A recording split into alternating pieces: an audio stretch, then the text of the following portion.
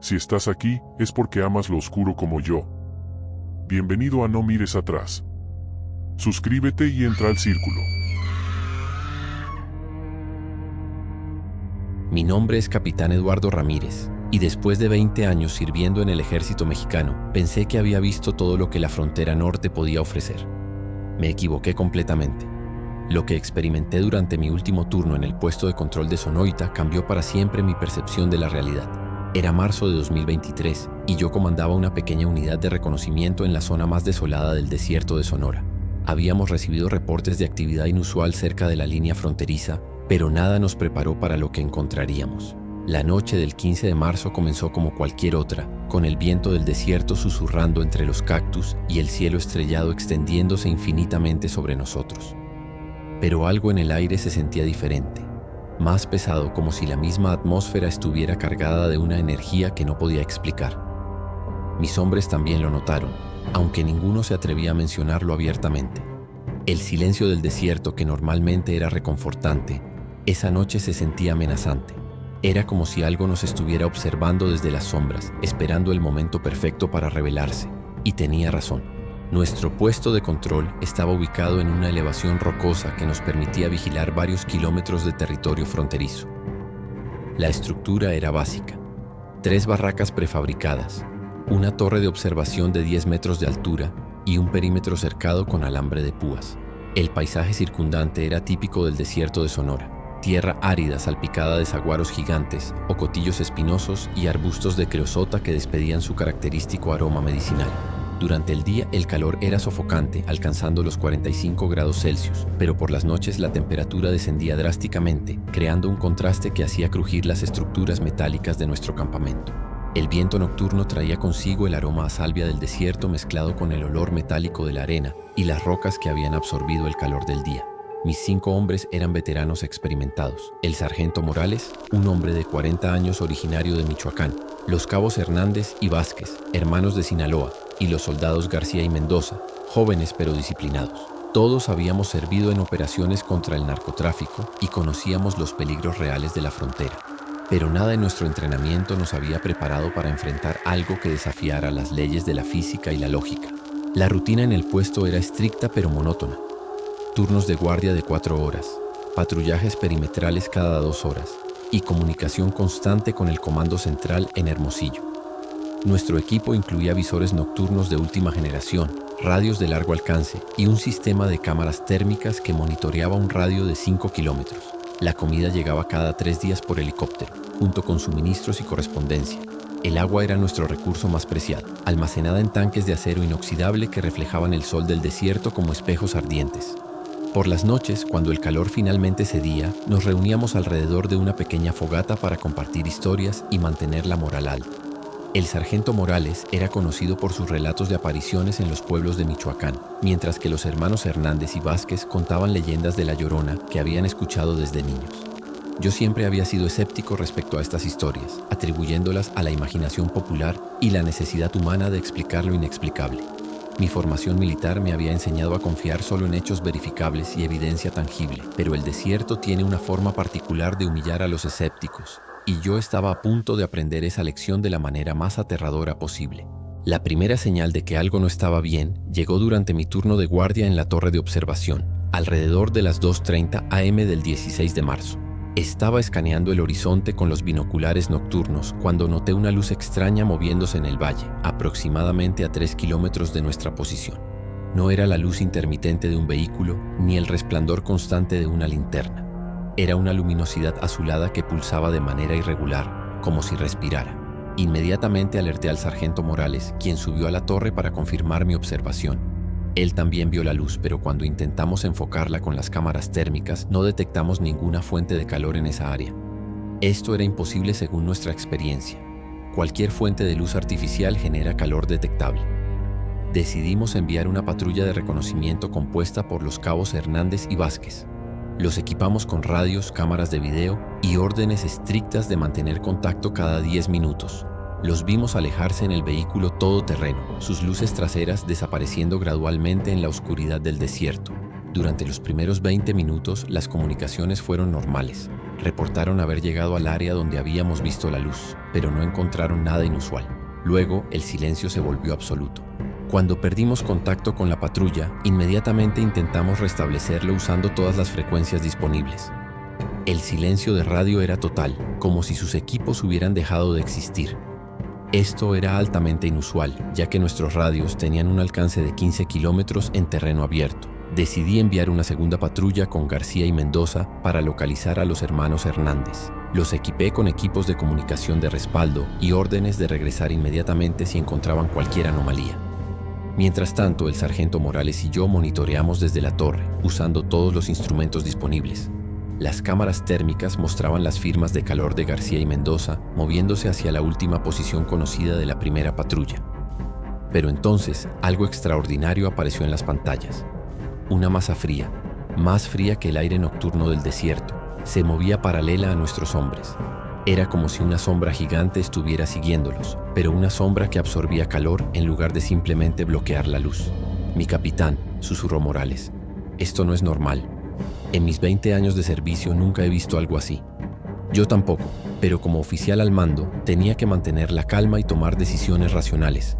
Sin embargo, una parte primitiva de mi cerebro ya estaba gritando que huyéramos de ese lugar. La segunda patrulla encontró el vehículo de los hermanos Hernández abandonado en un pequeño claro entre los cactus. El motor aún estaba caliente, las puertas abiertas, pero no había rastro de los dos hombres. Sus armas, equipos de comunicación y suministros permanecían intactos dentro del vehículo. García reportó por radio que había huellas que se alejaban del vehículo, pero que desaparecían abruptamente después de unos 20 metros, como si los hombres simplemente se hubieran desvanecido en el aire. Más perturbador aún, las huellas no mostraban signos de lucha o de haber sido arrastrados, simplemente terminaban. Ordené a García y Mendoza que regresaran inmediatamente al puesto, pero cuando estaban a medio camino de vuelta, sus voces por radio comenzaron a sonar distorsionadas, como si estuvieran hablando desde el fondo de un túnel.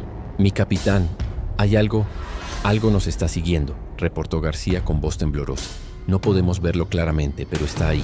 Es grande, muy grande». Desde la torre, podía ver las luces de su vehículo moviéndose erráticamente, como si estuvieran tratando de evadir algo. Las cámaras térmicas mostraban esa misma masa fría persiguiéndolos, manteniéndose siempre a la misma distancia. Era como si estuviera jugando con ellos, como un depredador que disfruta aterrorizando a su presa antes del ataque final. García y Mendoza lograron regresar al puesto, pero llegaron en un estado de pánico que nunca había visto en soldados veteranos. Sus rostros estaban pálidos, sus manos temblaban y sus ojos tenían esa mirada vidriosa de quienes han visto algo que su mente se niega a procesar. «Mi capitán», balbuceó García. «Esa cosa no es de este mundo». Medía al menos 3 metros de altura, pero no podíamos verla directamente. Solo podíamos percibir su silueta cuando se movía contra las estrellas. Mendoza añadió con voz quebrada. Hacía un sonido como un gemido profundo que sentíamos en los huesos. Y el frío, Dios mío, el frío que emanaba era sobrenatural. Inmediatamente reporté la situación al comando central, pero la respuesta fue escéptica. Me ordenaron mantener la posición y esperar refuerzos que llegarían al amanecer. Pero yo sabía que no teníamos tanto tiempo. Esa cosa, lo que fuera, había tomado a 2 de mis hombres y ahora sabía exactamente dónde estábamos. Decidí preparar las defensas del puesto, aunque no tenía idea de cómo combatir algo que parecía desafiar las leyes de la física. Distribuí munición adicional, activé todos los sistemas de iluminación perimetral y ordené que nadie saliera del perímetro cercado bajo ninguna circunstancia. Pero en el fondo, sabía que nuestras defensas convencionales serían inútiles contra lo que nos acechaba en la oscuridad del desierto. Alrededor de las 4 a.m., los sistemas de iluminación perimetral comenzaron a fallar uno por uno, a pesar de que los generadores funcionaban perfectamente. Era como si algo estuviera absorbiendo la luz misma, creando bolsas de oscuridad que se expandían gradualmente hacia nuestro puesto. El sargento Morales, que había permanecido relativamente calmado hasta ese momento, comenzó a murmurar oraciones en voz baja. García y Mendoza se habían atrincherado en una de las barracas, negándose a salir incluso para sus turnos de guardia. Yo permanecí en la torre de observación, tratando desesperadamente de mantener contacto visual con lo que nos rodeaba. Las cámaras térmicas mostraban múltiples masas frías, moviéndose alrededor del perímetro, como si estuviéramos siendo rodeados por una manada de depredadores invisibles. Entonces escuché las voces. Eran las voces de los hermanos Hernández, llamándonos desde la oscuridad. «Capitán Ramírez», gritaba la voz de Hernández. «Ayúdenos, por favor. Estamos heridos, necesitamos ayuda». Pero había algo terriblemente equivocado en esas voces. Sonaban huecas, como ecos distorsionados, y venían de múltiples direcciones simultáneamente. Morales me miró con ojos llenos de terror. «Mi capitán, esas no son sus voces reales. Algo está imitándolos». Tenía razón, pero escuchar a mis hombres pidiendo ayuda, incluso sabiendo que era una trampa, era una tortura psicológica que me desgarraba por dentro. Las voces falsas de mis hombres desaparecidos continuaron durante toda la madrugada, volviéndose cada vez más desesperadas y convincentes. Pero yo había notado un patrón. Las voces siempre trataban de atraernos fuera del perímetro cercado, como si esa barrera física tuviera algún significado para la entidad que nos acechaba. Decidí poner a prueba esta teoría. Tomé una linterna de alta potencia y la arrojé más allá de la cerca. La luz se apagó instantáneamente al cruzar el perímetro, como si hubiera entrado en un vacío absoluto. Esto confirmó mis sospechas. Estábamos atrapados dentro de una especie de burbuja de realidad normal, rodeados por algo que no pertenecía a nuestro mundo. El sargento Morales había comenzado a comportarse de manera extraña.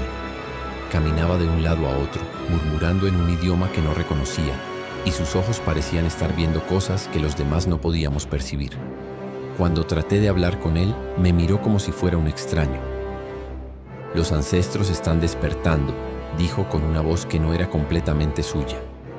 «Han dormido bajo la tierra durante siglos, pero el ruido de la civilización moderna los ha perturbado».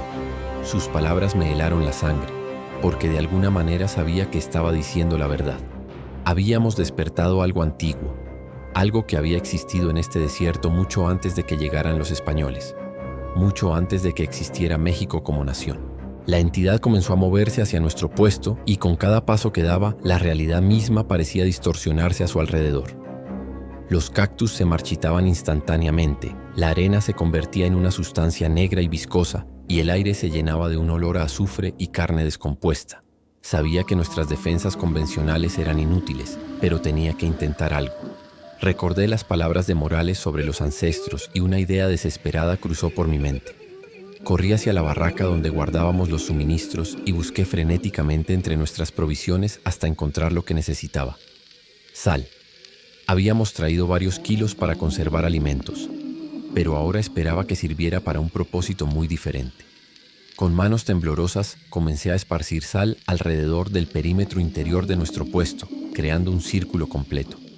No tenía base científica para esta acción, solo un instinto primitivo que me decía que la sal tenía propiedades protectoras contra entidades sobrenaturales. La criatura se detuvo abruptamente cuando la sal tocó el suelo, como si hubiera chocado contra una barrera invisible. Sus ojos azules pulsaron más intensamente y el gemido que emitía se volvió más agudo y furioso. Por un momento pensé que había funcionado, pero entonces la entidad comenzó a cambiar de forma, volviéndose más etérea, más parecida al humo, y lentamente comenzó a filtrarse a través de mi barrera improvisada.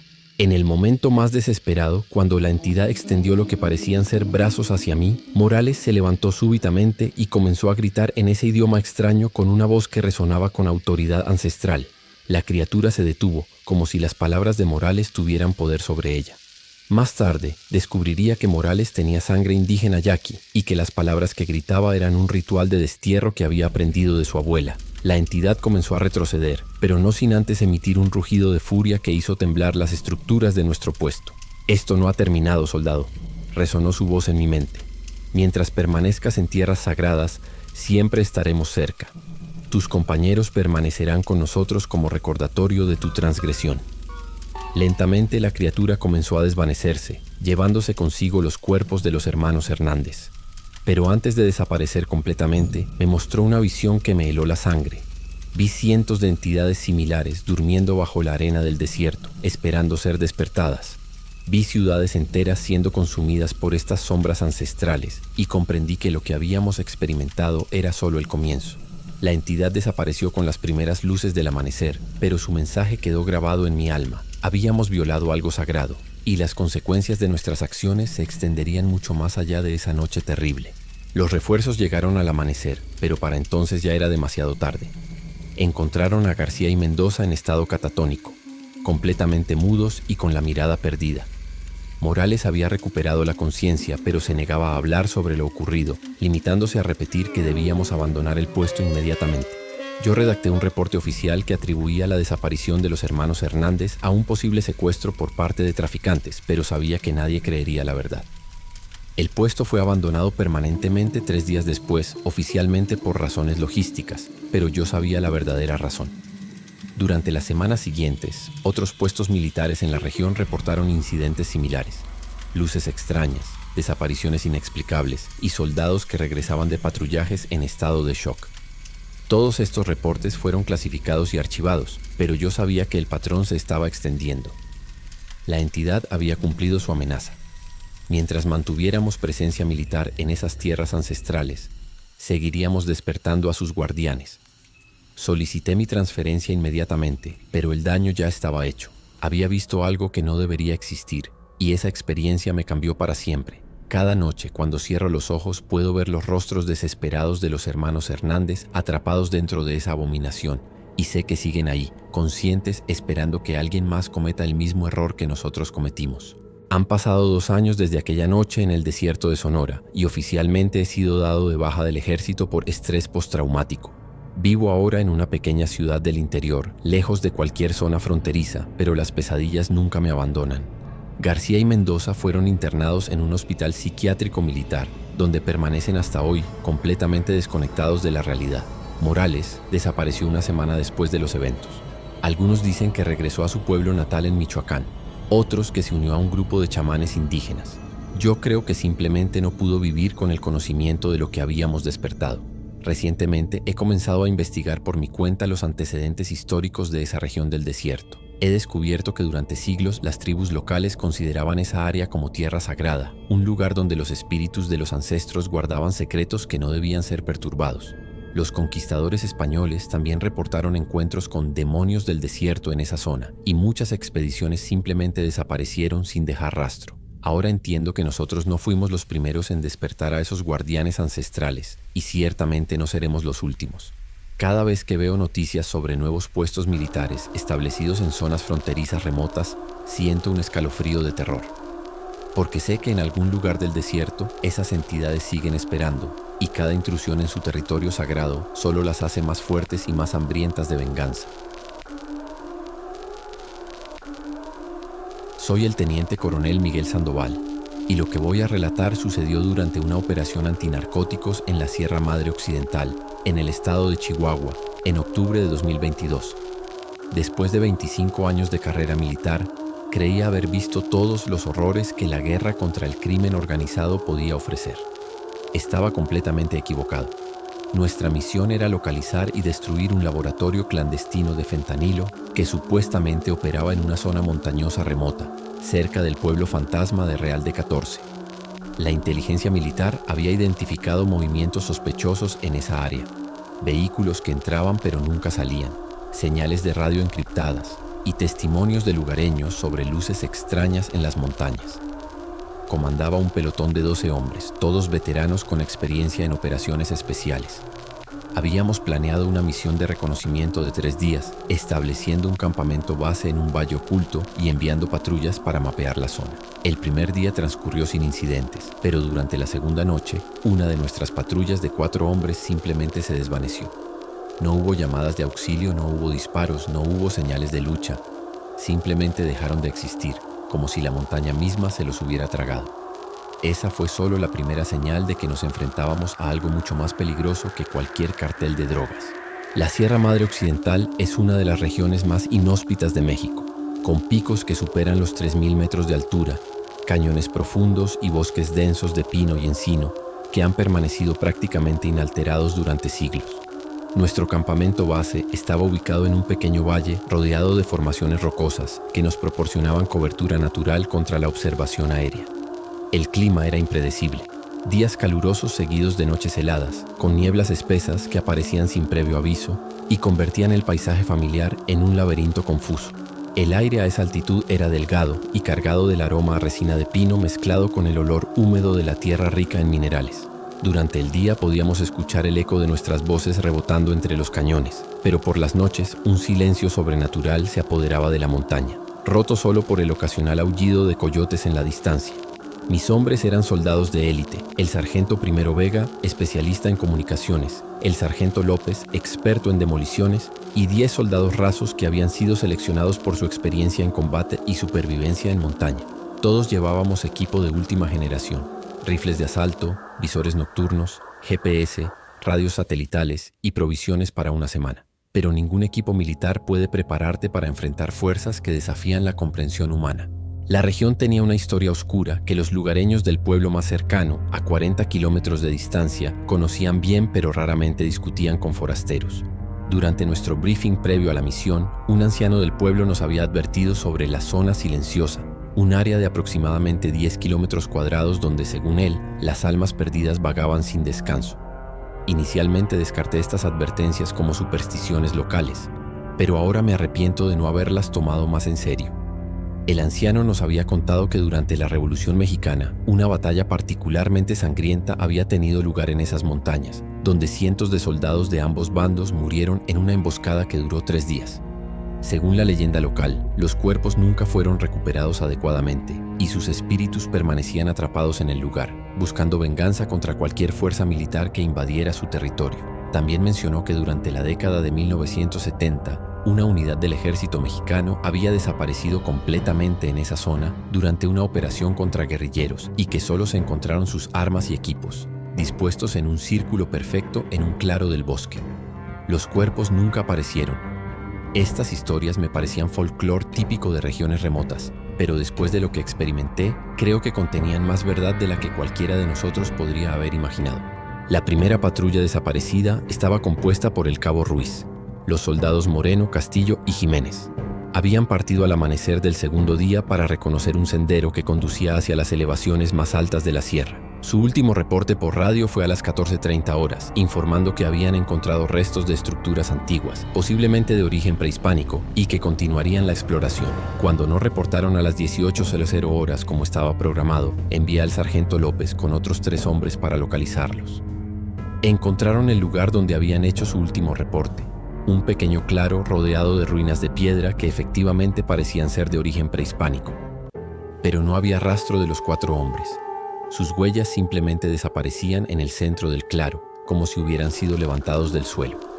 Más perturbador aún, sus radios seguían transmitiendo, pero solo se escuchaba estática mezclada con lo que parecían ser susurros en un idioma que ninguno de nosotros reconocía.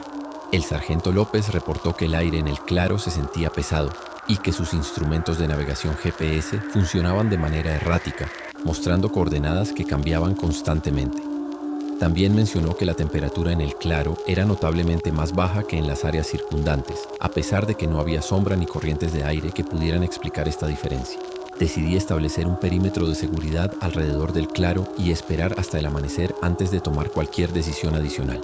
Durante la noche, los susurros en las radios se intensificaron y comenzamos a escuchar lo que parecían ser voces familiares mezcladas con la estática. Eran las voces de los hombres desaparecidos, pero distorsionadas, como si estuvieran hablando desde una gran distancia o a través de agua.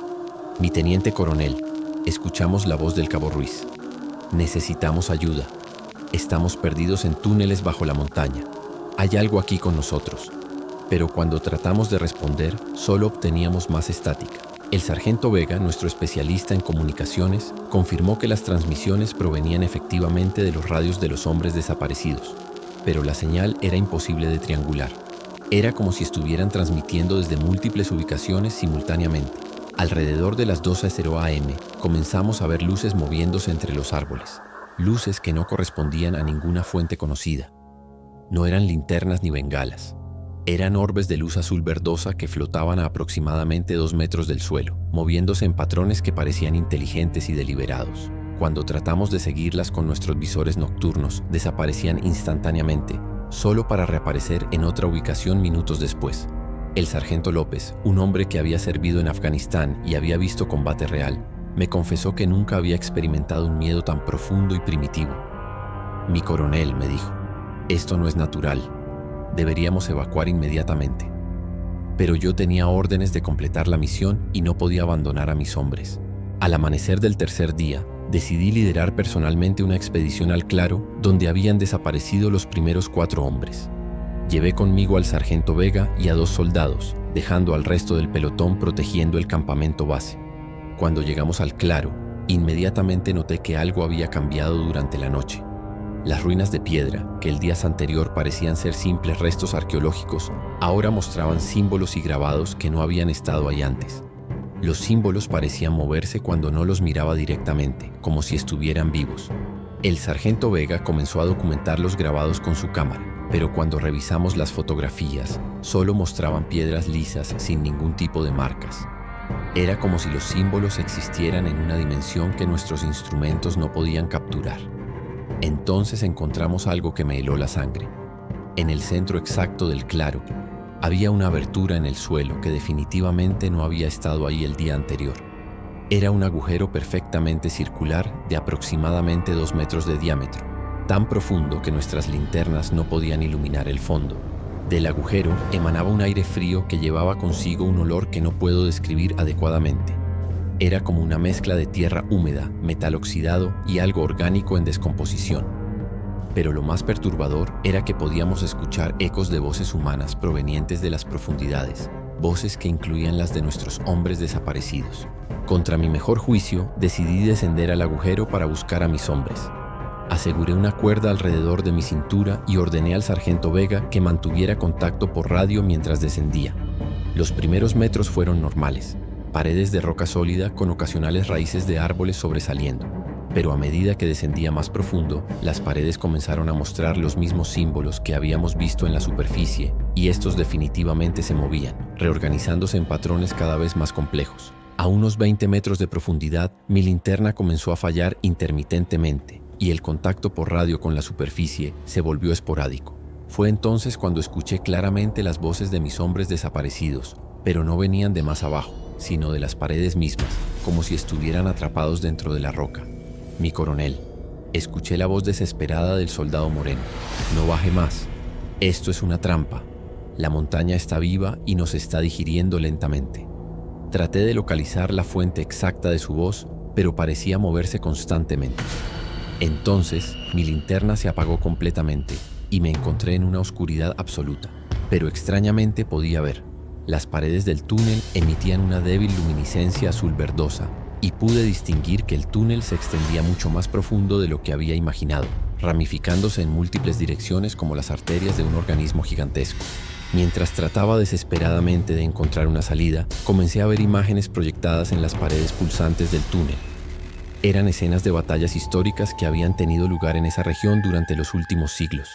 Soldados españoles luchando contra guerreros indígenas, revolucionarios mexicanos cayendo bajo el fuego enemigo, y más recientemente, operaciones militares modernas contra carteles de drogas. Todas estas imágenes tenían algo en común. Los soldados caídos no permanecían muertos. Sus cuerpos eran absorbidos por la tierra y sus almas quedaban atrapadas para alimentar a la entidad que habitaba bajo la montaña. Comprendí con horror que había tropezado con un depredador ancestral que se alimentaba específicamente de guerreros y soldados, utilizando su energía combativa para mantenerse con vida a través de los siglos. Las voces de mis hombres desaparecidos se volvieron más urgentes. Mi coronel puede escapar, pero debe hacerlo ahora. La entidad se está fortaleciendo con cada momento que permanece aquí. Pronto será demasiado tarde. Seguí sus instrucciones y comencé a correr por los túneles, pero cada pasaje parecía llevarme en círculos. Las paredes comenzaron a cerrarse gradualmente y me di cuenta de que la entidad estaba tratando de atraparme de la misma manera que había capturado a mis hombres. El pánico se apoderó de mí cuando comprendí que podría pasar la eternidad como una voz desesperada en las paredes, advirtiendo a futuros soldados sobre un peligro que nunca podrían comprender completamente. En el momento más desesperado, cuando las paredes del túnel casi se habían cerrado completamente a mi alrededor, escuché una nueva voz que no reconocía. Era una voz anciana que hablaba en español con un acento que parecía ser de siglos pasados. «Soldado moderno», dijo la voz.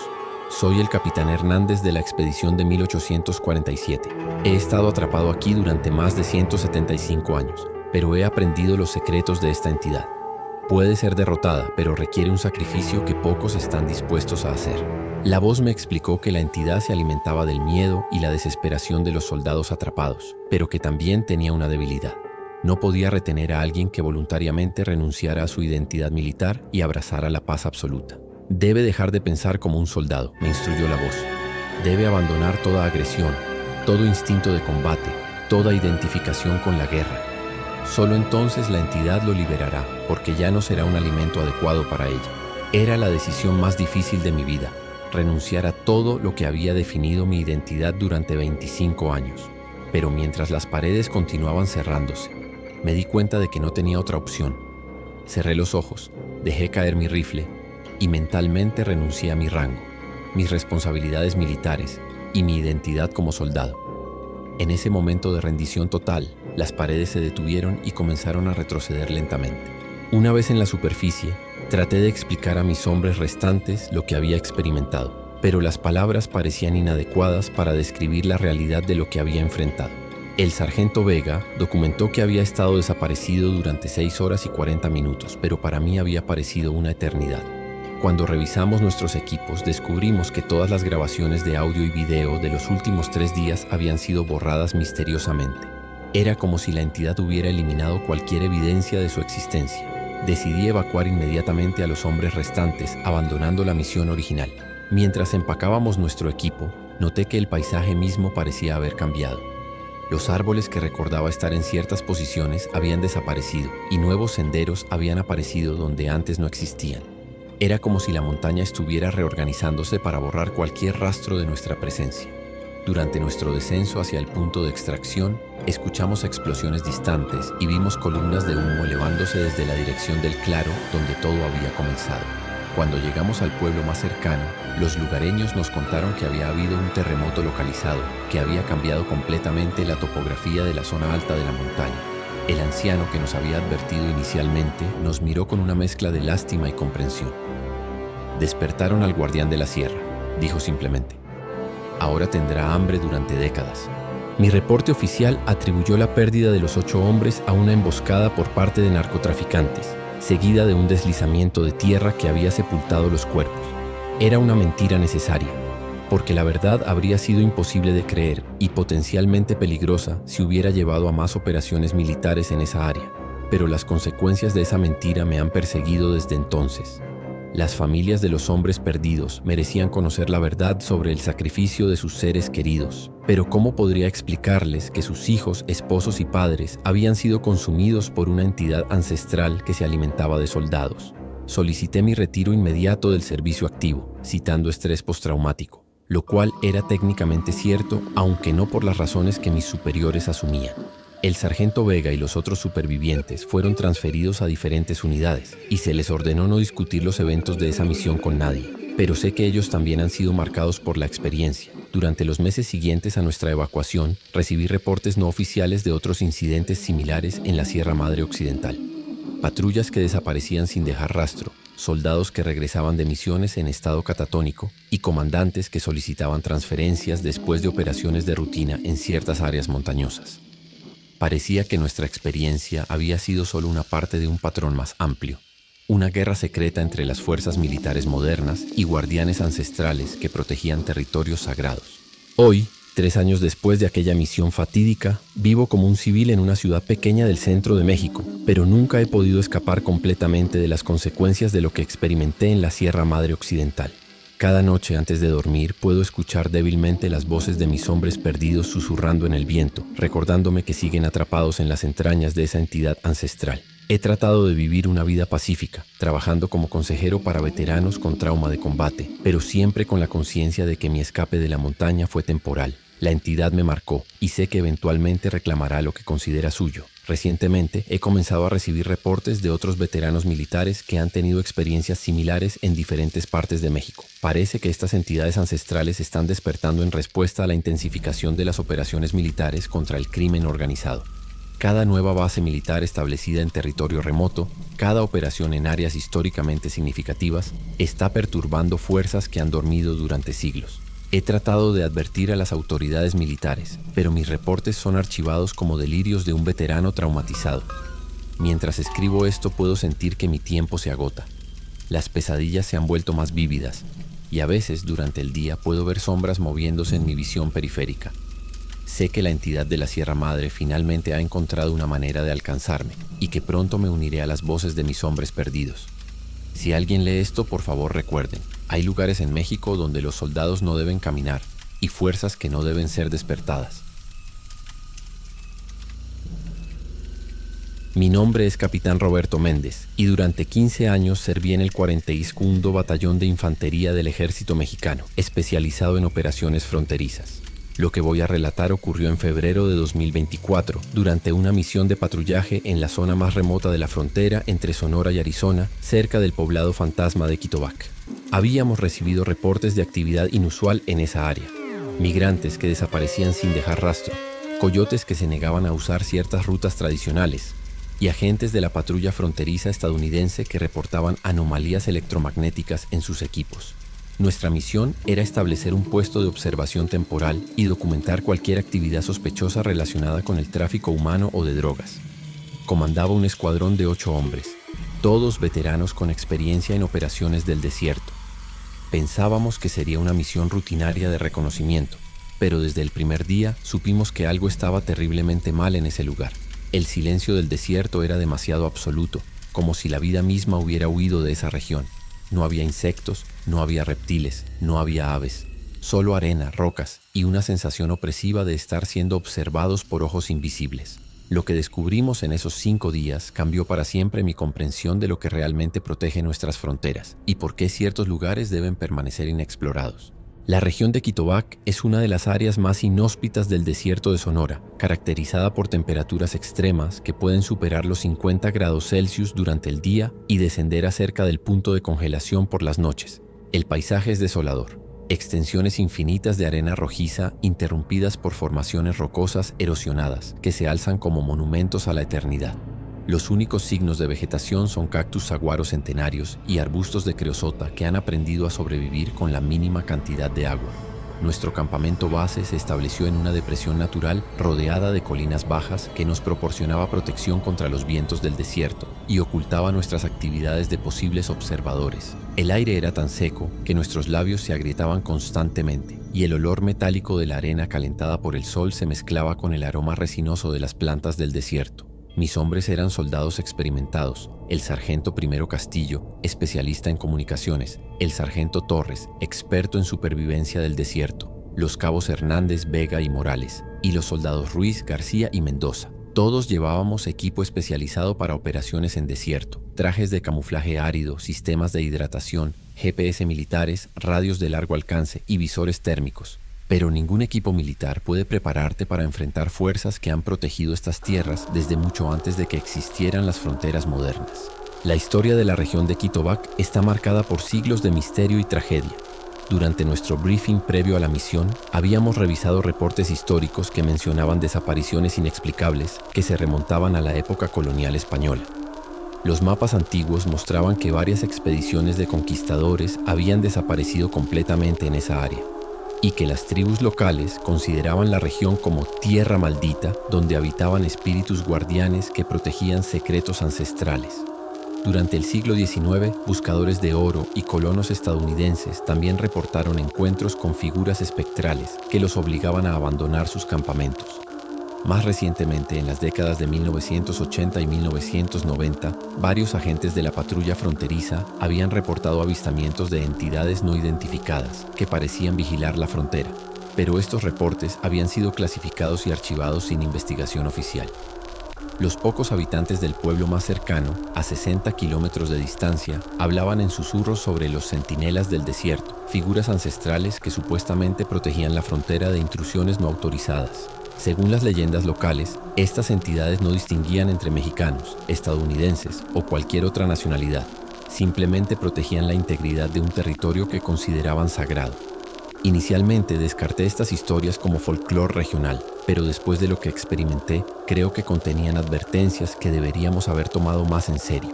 La primera indicación de que algo no estaba bien llegó durante nuestra segunda noche en el desierto. El sargento Torres, que estaba de guardia en el turno de medianoche, reportó haber visto luces moviéndose en formación a aproximadamente 2 kilómetros de nuestro campamento.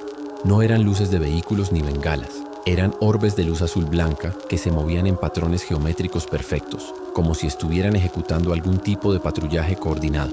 Cuando traté de observarlas con nuestros visores térmicos, las luces no generaban ninguna firma de calor, lo cual era físicamente imposible para cualquier fuente de luz conocida. Decidí enviar una patrulla de reconocimiento compuesta por los cabos Hernández y Vega para investigar el área donde habíamos visto las luces. Partieron al amanecer con órdenes de mantener contacto por radio cada 30 minutos y regresar antes del mediodía. Durante las primeras 2 horas, sus reportes fueron normales. Habían llegado al área objetivo, pero no encontraron evidencia de actividad humana reciente. Entonces, a las 10:30 am, recibimos su último reporte.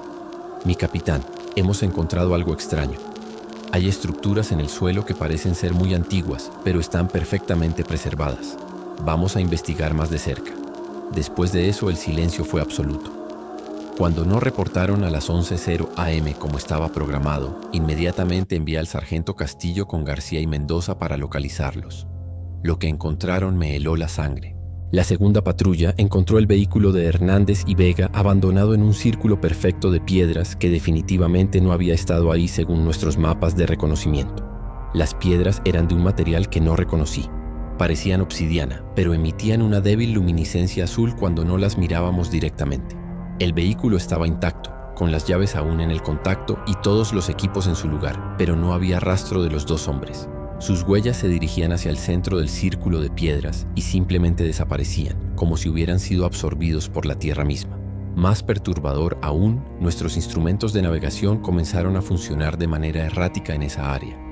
Los GPS mostraban coordenadas que cambiaban constantemente, las brújulas giraban sin control y los radios solo transmitían una estática que parecía contener susurros en un idioma que ninguno de nosotros reconocía. El sargento Castillo reportó que la temperatura en el centro del círculo era notablemente más baja que en las áreas circundantes, a pesar de que no había sombra ni corrientes de aire. También mencionó que el aire se sentía espeso, como si estuviera cargado de electricidad estática. Decidí establecer un perímetro de seguridad alrededor del círculo y esperar hasta el amanecer antes de tomar cualquier decisión adicional. Pero durante la noche comenzamos a escuchar voces familiares llamándonos desde la oscuridad. Eran las voces de Hernández y Vega, pero sonaban distorsionadas, como si estuvieran hablando desde una gran distancia o a través de agua. Las voces de nuestros hombres desaparecidos continuaron durante toda la noche, volviéndose cada vez más desesperadas y urgentes. Mi capitán, escuchamos la voz del cabo Hernández. No se acerquen al círculo. Estamos atrapados en algún lugar entre dimensiones. Los guardianes nos tienen, pero aún no han decidido nuestro destino.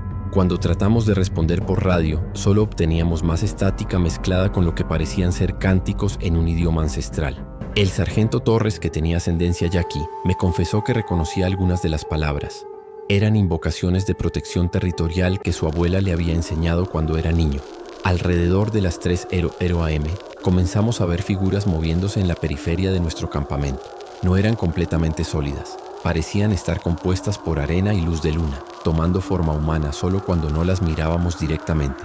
Estas figuras parecían estar patrullando nuestro perímetro, manteniéndose siempre a la misma distancia como si estuvieran evaluando nuestras intenciones. Cuando uno de mis hombres trató de acercarse a una de estas figuras, inmediatamente se desvaneció, solo para reaparecer en otra ubicación minutos después. Era como si estuviéramos siendo estudiados por inteligencias que operaban según reglas que no podíamos comprender. El aire se llenó de una tensión palpable, y todos sentimos que estábamos siendo juzgados por fuerzas que tenían el poder de determinar si viviríamos o moriríamos en ese desierto remoto. El guardián ancestral me explicó que durante siglos, estas entidades habían trabajado en secreto para proteger tanto a México como a Estados Unidos de amenazas que los gobiernos modernos no podían comprender. Los narcotraficantes que desaparecen sin explicación, los coyotes que evitan ciertas rutas, los migrantes que reportan haber visto ángeles que los guían hacia agua y seguridad. Todos estos son resultados de nuestra intervención, reveló. Protegemos esta frontera no por lealtad a ninguna nación, sino porque es nuestro deber sagrado mantener el equilibrio entre el mundo físico y el espiritual. Me mostró más visiones. Vi a estos guardianes rescatando a familias perdidas en el desierto, dirigiéndolas hacia fuentes de agua ocultas. Vi cómo desviaban a traficantes de drogas de rutas que los habrían llevado a descubrir sitios arqueológicos invaluables. Vi cómo habían protegido secretamente a agentes fronterizos de ambos países durante situaciones peligrosas. Era una operación de protección fronteriza que había estado funcionando durante milenios, mucho antes de que existieran los conceptos modernos de México y Estados Unidos. Sus compañeros serán liberados, continuó el guardián, pero ustedes deben jurar nunca revelar la ubicación exacta de este lugar y deben asegurar que futuras operaciones militares eviten esta región. Algunos secretos deben permanecer ocultos para proteger tanto a los vivos como a los muertos. Era una decisión imposible. Mi deber como oficial militar versus la protección de fuerzas que claramente operaban en un nivel que trascendía la comprensión humana normal. En el momento de mayor tensión, cuando tenía que tomar una decisión que afectaría el destino de mis hombres y potencialmente la seguridad de toda la región fronteriza, el guardián ancestral me ofreció una alternativa que no había considerado. Capitán Méndez, dijo, usted y sus hombres pueden convertirse en enlaces entre nuestro mundo y el suyo. Pueden continuar sirviendo a su país, pero también ayudándonos a proteger secretos que trascienden las fronteras nacionales. Me explicó que durante la historia, ciertos militares de ambos lados de la frontera habían sido seleccionados para servir como intermediarios, reportando actividades normales a sus superiores, mientras secretamente coordinaban con los guardianes ancestrales para mantener la estabilidad regional. Su misión oficial será reportar que esta área es geológicamente inestable y no apta para operaciones militares regulares, continuó. Pero su misión real será asegurar que futuras expediciones eviten perturbar sitios sagrados y alertarnos sobre amenazas genuinas que requieran nuestra intervención. Era una propuesta que me permitía mantener mi honor militar mientras participaba en una operación de protección fronteriza que había demostrado ser más efectiva que cualquier estrategia gubernamental moderna. Acepté la propuesta y en ese momento sentí como si una conexión espiritual se estableciera entre mi mente y la red de guardianes que protegían la región. Podía percibir su presencia constante, su vigilancia benevolente y su compromiso inquebrantable con la protección de ambos países. Hernández y Vega fueron liberados inmediatamente, apareciendo en nuestro campamento como si nunca hubieran desaparecido, pero con una nueva comprensión de su papel en algo mucho más grande que cualquier operación militar convencional. La transformación que experimenté al aceptar el papel de enlace con los guardianes ancestrales fue tanto física como espiritual. Podía sentir una nueva conciencia expandiéndose en mi mente, permitiéndome percibir amenazas y oportunidades en la región fronteriza que antes habrían sido invisibles para mí. Los guardianes me mostraron una red de comunicación que se extendía a lo largo de toda la frontera entre México y Estados Unidos, conectando a agentes selectos de ambos países que trabajaban secretamente para mantener la estabilidad regional. Capitán, me explicó el guardián líder, durante décadas hemos estado guiando sutilmente las decisiones de ciertos oficiales militares y agentes fronterizos, ayudándolos a evitar conflictos que podrían haber escalado a nivel internacional. Me mostró ejemplos específicos, incidentes que podrían haber resultado en enfrentamientos armados entre fuerzas mexicanas y estadounidenses, pero que fueron evitados porque los oficiales involucrados recibieron intuiciones que los llevaron a tomar decisiones más prudentes. Comprendí que había sido seleccionado no solo por mi experiencia militar, sino porque tenía la capacidad mental y espiritual para servir como un puente entre dos mundos. Mis hombres también fueron transformados por la experiencia, aunque en menor grado.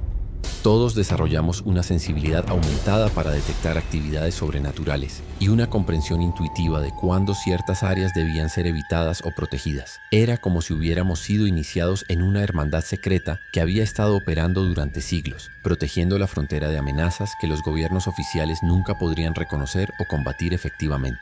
Mi reporte oficial sobre la misión en Quitobac fue cuidadosamente elaborado para ocultar la verdad mientras proporcionaba información útil a mis superiores. Reporté que la región era geológicamente inestable, con formaciones rocosas que creaban interferencia electromagnética severa en nuestros equipos. Recomendé que futuras operaciones evitaran esa área debido a los riesgos de seguridad y la falta de valor estratégico. La desaparición temporal de Hernández y Vega fue atribuida a desorientación causada por las condiciones extremas del desierto y las anomalías electromagnéticas. Mis superiores aceptaron el reporte sin cuestionamientos, especialmente porque coincidía con reportes similares de agentes estadounidenses que habían experimentado dificultades técnicas en la misma región. Durante los meses siguientes comencé a notar patrones en las operaciones fronterizas que confirmaban la influencia de los guardianes ancestrales. Traficantes de drogas que inexplicablemente cambiaban sus rutas, evitando áreas que más tarde descubríamos contenían sitios arqueológicos importantes. Migrantes que reportaban haber sido guiados por figuras misteriosas hacia fuentes de agua y refugio seguro. Agentes fronterizos de ambos países que desarrollaban intuiciones que los llevaban a hacer arrestos importantes o evitar situaciones peligrosas. Era como si una inteligencia invisible estuviera coordinando sutilmente las actividades en toda la región fronteriza, manteniendo un equilibrio delicado entre la aplicación de la ley y la protección humanitaria. Mi papel como enlace me permitía facilitar esta coordinación, asegurando que las operaciones oficiales no interfirieran con la protección sobrenatural que mantenía la paz en la región. 2 años después de mi encuentro con los guardianes ancestrales, mi comprensión de su influencia en la región fronteriza se había expandido enormemente. A través de la red de enlaces que habían establecido durante décadas, pude documentar discretamente cientos de intervenciones que habían prevenido tragedias y conflictos. Familias de migrantes que habían sido guiadas lejos de áreas donde grupos criminales planeaban emboscadas. Operaciones de tráfico de drogas que habían sido frustradas por fallas técnicas inexplicables en momentos cruciales. Confrontaciones entre fuerzas militares mexicanas y estadounidenses que habían sido evitadas porque los oficiales involucrados recibieron información de inteligencia que los llevó a reconsiderar sus acciones. También descubrí que los guardianes habían estado protegiendo activamente a ciertos individuos que consideraban importantes para el equilibrio regional. Periodistas que investigaban corrupción fronteriza, activistas de derechos humanos que ayudaban a migrantes e incluso algunos oficiales militares honestos de ambos países habían recibido protección sobrenatural sin saberlo. Era una operación de mantenimiento de paz que operaba completamente fuera de los canales oficiales, pero que había demostrado ser más efectiva que cualquier tratado o acuerdo gubernamental. Sin embargo, también me di cuenta de que mi papel como enlace tenía un precio personal. Las mentiras necesarias para proteger los secretos de los guardianes habían creado tensiones en mis relaciones con colegas y familiares. La carga de conocer verdades que no podía compartir completamente había comenzado a afectar mi salud mental, y sabía que eventualmente tendría que tomar decisiones difíciles sobre mi futuro en el ejército. Hoy, 3 años después de mi encuentro con los guardianes ancestrales de Quitobac, he tomado la decisión de retirarme del servicio activo para dedicarme completamente a mi papel como enlace civil. La piedra de obsidiana que me dieron continúa pulsando regularmente, indicando que los guardianes siguen activos en su protección de la región fronteriza. He establecido una organización no gubernamental que oficialmente se dedica a la investigación de fenómenos geológicos fronterizos, pero que en realidad sirve como una red de comunicación para otros enlaces que trabajan con los guardianes. Hernández, Vega y el resto de mi antiguo escuadrón también han encontrado formas de continuar sirviendo en esta capacidad expandida, algunos permaneciendo en el ejército como enlaces internos, otros trabajando en agencias civiles relacionadas con la frontera. Recientemente he comenzado a recibir contactos de enlaces similares que operan en otras fronteras internacionales alrededor del mundo. Parece que los guardianes ancestrales de Quitobac son parte de una red global de entidades espirituales que han estado protegiendo secretamente las fronteras de la humanidad durante milenios. Cada frontera tiene sus propios guardianes, adaptados a las culturas y geografías locales, pero todos unidos en el propósito común de mantener el equilibrio entre el mundo físico y el espiritual. Mi trabajo ahora incluye facilitar la comunicación entre estas diferentes redes de guardianes, asegurando que las amenazas globales sean abordadas de manera coordinada. Es una responsabilidad que trasciende cualquier lealtad nacional, pero que paradójicamente sirve mejor a los intereses de todos los países al prevenir conflictos que podrían escalar a nivel internacional. Si alguien lee esto y reconoce señales similares en otras regiones fronterizas, sepan que no están solos y que hay fuerzas trabajando constantemente para proteger la paz mundial de maneras que los gobiernos oficiales nunca podrían imaginar.